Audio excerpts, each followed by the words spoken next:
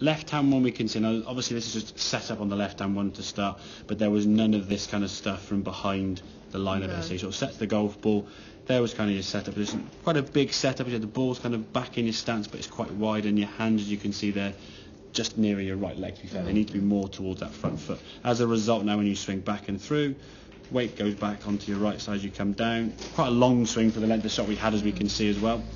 Okay, and the weight on the back foot, trying to then take power off and just stuck the club in the ground.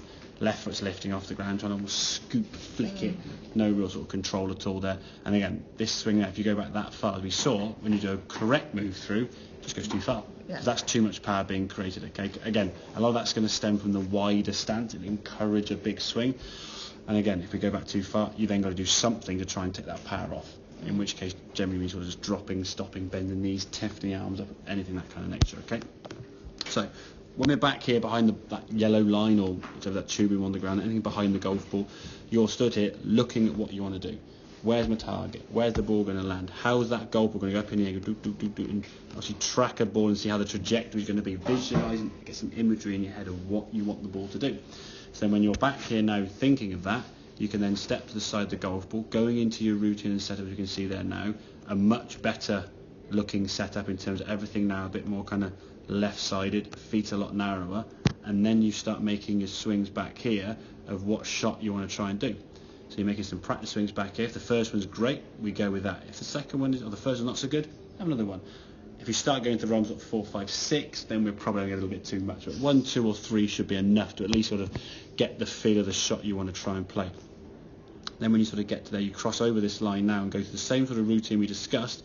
Club down next to the golf ball, look at your target as you do, get yourself set, and then just pull the trigger and boom. And the knee gets a little bit active on this one, as we can see, but for the most part, it's a good length backswing, as we can see.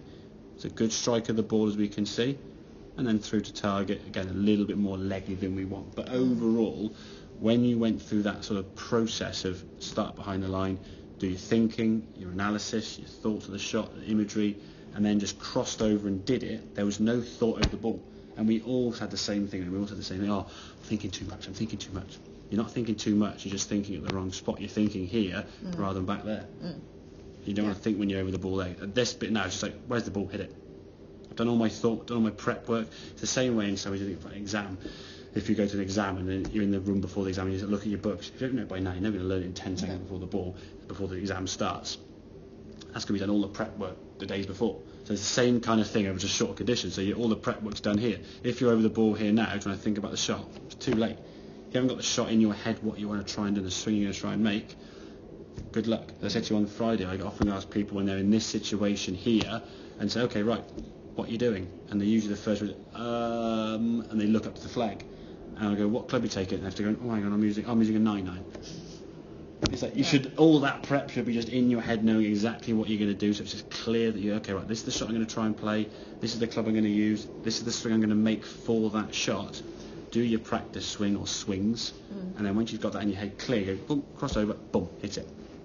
Okay, that makes sense here? Yeah, absolutely. So take the thought out of the play. Yeah. And again, if you could just practice that shot from this sort of corner bit here to those greens, if you get the ball on the green 20 times out of 20, that'd be a goal you could try and do, or 10 times out of 10. Because it's not a difficult shot, you can do it, it's just doing it. But when you do, say you do 20 out of 20, you should take about 20 minutes, minimum 15 to achieve that, not 5, going bang, bang, bang, bang, bang, bang, bang. Okay, so get used to stepping back, doing that time.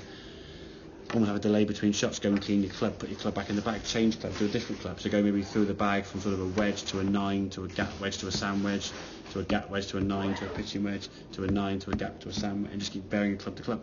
So you're going to go back to your bag, put the club back in the bag, get the new club out, go through the routine. You just practice playing golf shots, not just that they're repeating shots over and over and over again, repeatedly, just bang, bang, bang, bang, bang. Okay? Yeah, that's good. Excellent. And are these all ones where I'm not trying to be... Yeah, you don't need to be too wristy. The wrists, I think, will move the same way as the right foot will move. We're not independently trying to add too much wrist into them. No, exactly, no.